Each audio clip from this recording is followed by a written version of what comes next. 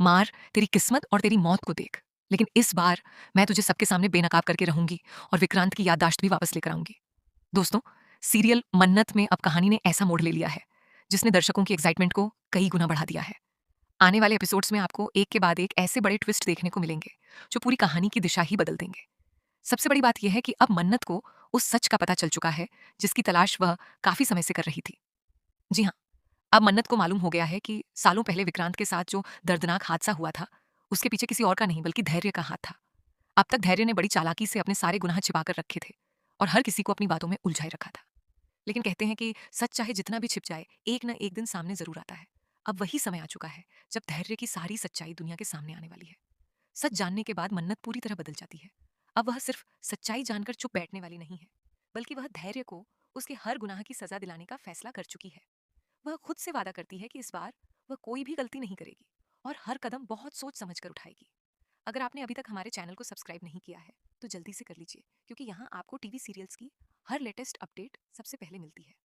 अब आने वाले एपिसोड में देखने को मिलेगा कि एक तरफ मन्नत बेहद परेशान रहती है। उसके मन में सिर्फ एक ही बात चल रही होती है कि किसी भी तरह विक्रांत उसके सामने आ जाए।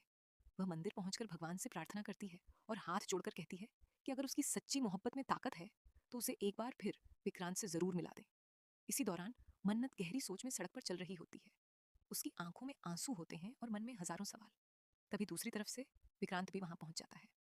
हालांकि अब वह अपनी पुरानी पहचान भूल चुका है और अभिमन्यु के नाम से नई जिंदगी जी रहा है। उसे अपनी बीती हुई जिंदगी की कोई याद नहीं है। वह वहां खेल रहे बच्चों के साथ हंसी मजाक करने लगता है।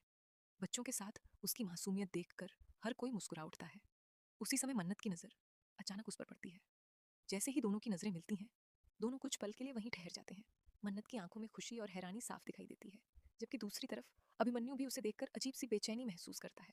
मन्नत भावुक होकर उसे विक्रांत कहकर पुकारती है, लेकिन अभिमन्यु हैरान रह जाता है। उसे समझ नहीं आता कि यह लड़की आखिर उसे बार बार विक्रांत क्यों कह रही है। तभी वहां मान्यता पहुंच जाती है और वह अभिमन्यु को अपने साथ ले जाती है। मन्नत चाहकर भी उससे ज्यादा बात नहीं कर पाती। इसके बाद अभिमन्यु के मन में कई सवाल पैदा होने लगते हैं। वो बार बार सोचता है कि आखिर विक्रांत नाम सुनते ही उसके दिल में अजीब सी हलचल क्यों होने लगती है। उसे ऐसा क्यों लगता है कि यह नाम उससे जुड़ा हुआ है। वह जितना इस बारे में सोचता है उतना ही ज्यादा उलझता चला जाता है। उसे मन्नत का चेहरा भी बार बार याद आता है।